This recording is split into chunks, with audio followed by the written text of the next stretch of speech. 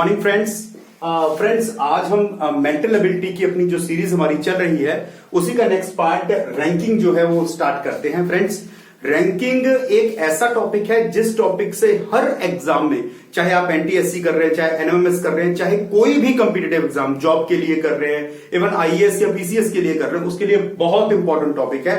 तो आज मैं आपको ये श्योरिटी देता हूं कि ये टॉपिक करने के बाद आप रैंकिंग के क्वेश्चन विद इन सेकंड्स जो है वो सॉल्व कर सकते हो। फ्रेंड्स सबसे पहले हम देखते हैं रैंकिंग में हमारे लिए होता क्या है, हमारी इंपॉर्टेंट टर्म्स क्या है। फ्रेंड्स मान लीजिए आपको एक रो में रैंकिंग के लिए कुछ पर्संस दिए हुए हैं या कुछ नंबर्स दिए हुए हैं या कुछ ऑब्जेक्ट्स दिए हुए हैं जिनकी आपने रैंकिंग करनी है या की हुई है, ठीक है जी।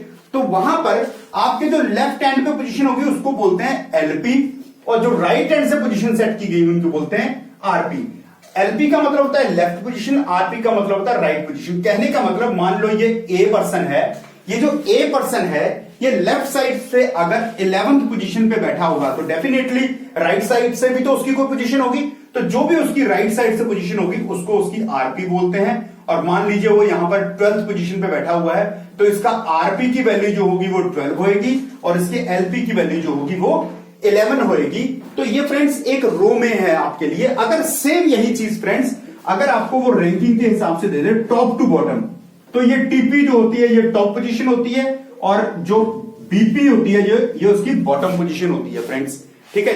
फ्रेंड्स ये मैं इसलिए बता रहा हूं क्योंकि आगे जाकर क्वेश्चंस में जिन टर्म्स का इस्तेमाल किया जाता है वो टर्म्स के बारे में अगर हम यहीं पे जान ले तो हमारे लिए क्वेश्चन करना बहुत आसान हो जाता है। तो फ्रेंड्स आइए हम अपना क्वेश्चन स्टार्ट करते हैं कि भाई ये एग्जांपल के साथ करेंगे तो वहां पर मैं आपको फॉर्मूला भी सेटअप करके दे दूंगा और उसका लॉजिक भी बता दूंगा। तो फ्रेंड्स स्टार्ट करते हैं हम अपना फर्स्ट क्वेश्चन में फ्रेंड्स हम एक सिंपल एग्जांपल लेके चलते हैं। कोई भी पर्सन हमारे पास, लेट्स सपोज मेरे पास एक पर्सन है, ए एक पर्सन है।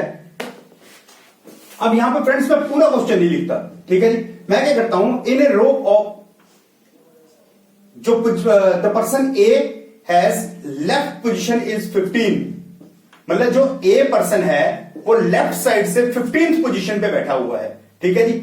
And his position is 13 from the right side, तो इसका मतलब इसकी आरपी 13 हो गई, एलपी इसकी 15 हो गई। तो फ्रेंड्स एलपी और आरपी का मतलब ये है कि एक पर्सन है, मान लीजिए यहां पर एक रो, वही चीज मैंने आपको दी कि एक पर्सन है, यहां पर ये पर्टिकुलर पर्सन ए है, ये पर्सन की एलपी यानी कि लेफ्ट साइड से पोजीशन जो होती है वो उसकी 15th आ रही है और सेम उसकी राइट साइड से पोजीशन अगर हम चेक कर रहे हैं तो आरपी उसकी कितनी आ रही है, 13 आ रही है।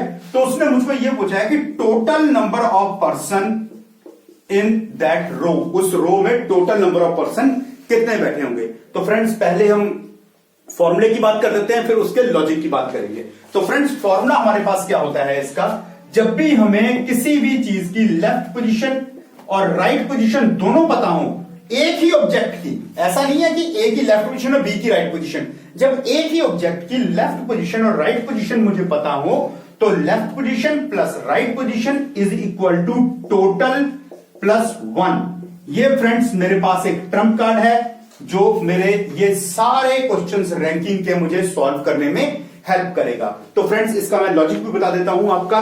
देखिए फ्रेंड्स एलपी और आरपी जब भी हम दोनों को काउंट करते हैं तो हम देखते हैं कि ए की पोजीशन 2 बार काउंट हो जाती है, इसीलिए अगर इनकी पोजीशन को ऐड किया जाता है वो टोटल में हमेशा एक ज्यादा होता है, ठीक है जी। तो ये इसका लॉजिक है फ्रेंड्स। अगर हम ये लॉजिक समझ गए हैं या ये फॉर्मूला समझ गए हैं तो मुझे लगता है इस तरह के क्वेश्चंस करने में मुझे कभी भी कोई प्रॉब्लम नहीं आएगी। तो फ्रेंड्स इस क्वेश्चन के लिए मेरा आंसर क्या होगा, I want total number of candidates. तो टोटल कैंडिडेट्स कितने होंगे friends, RP plus LP minus 1, क्योंकि फ्रेंड्स देखो टोटल में प्लस 1 है, अगर इधर जाएगा तो -1 होगा, तो इसका मतलब friends 13 plus 15 minus 1 that is equal to 28 minus 1 is equal to 27.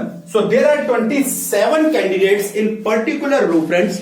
तो अगर ये 27 candidates हमारे पास पर्टिकुलर रो में है तो यहां पर ए की पोजीशन 13 और इसकी 15 फ्रॉम द लेफ्ट पोजीशन जो आपको गिवन दी हुई थी उस हिसाब से हमने कैलकुलेट करके देखा तो टोटल नंबर ऑफ कैंडिडेट मेरे पास कितने आ गए, 27। तो फ्रेंड्स ये जो क्वेश्चन मैं पर्टिकुलर एक एग्जांपल के साथ आपको करवाया, मुझे लगता है आपको शायद समझ में आया होगा। और अगर ये अच्छा लगा, आपको समझ में आया, तो एक और एग्जांपल इसकी करके देखते हैं। मुझे लगता है उससे क्लैरिटी और ज्यादा आपके पास बढ़ेगी। अब वहां पर भी मैं क्वेश्चन की पूरी स्टेटमेट आपको बोल के बता देता हूं, लेकिन लिखूंगा मैं सिर्फ वही चीज जो हमारे लिए काम की होगी। तो यहां पर क्या है friends, in a row of girls Priya is 11th from the both hand. Priya 11th है बोथ हैंड से। इसका मतलब ये हुआ फ्रेंड्स कि एलपी भी उसका 11 है एंड आरपी भी उसका 11 है। ठीक है फ्रेंड्स, तो ये जो चीज है मेरे लिए कि प्रिया जो है वो एक पर्टिकुलर रो में बोथ एंड से उसकी 11th पोजीशन है। ठीक है जी, तो टोटल नंबर ऑफ कैंडिडेट्स मुझे फाइंड आउट करने हैं। तो फ्रेंड्स सेम वही चीज है कि अगर मुझे इसका टोटल कैलकुलेट करना है तो friends that is equal to LP plus RP minus 1। तो फ्रेंड्स ये आ जाएगा 11 plus 11 minus 1 is equal to 22 minus 1 is equal to 21। तो देयर आर 21 कैंडिडेट्स हियर कि प्रिया जिस लाइन में प्रिया खड़ी है वहां पर 21 कैंडिडेट्स होंगे, तभी प्रिया की एलपी और आरपी दोनों पोजीशन सेम होगी, यानी कि दोनों 11th पोजीशन आपके पास गिवन होगी। सो ये सम भी हमारे लिए सिंपल इस फॉर्मूले के ऊपर ही बेस्ड था, या फिर कह लीजिए कि जो हमने लॉजिक किया हुआ है उस लॉजिक के ऊपर बेस्ड था। तो फ्रेंड्स एक क्वेश्चन इसका और थोड़ा सा घुमावदार क्वेश्चन करके देखते हैं कि अगर मुझे वो क्वेश्चन क्लियर हो जाए तो मुझे लगता है फिर मैं ये मान के चलूंगा कि ये टॉपिक जो है वो काफी हद तक मेरे लिए क्लियर हो गया है। तो फ्रेंड्स करते हैं नेक्स्ट क्वेश्चन। ये क्वेश्चन की स्टेटमेंट है, थोड़ी सी लिखने वाली स्टेटमेंट है, मैं थोड़ा लिख लेता हूं आपके लिए यहां पर। तो हम कर लेते हैं यहां पर in a row of children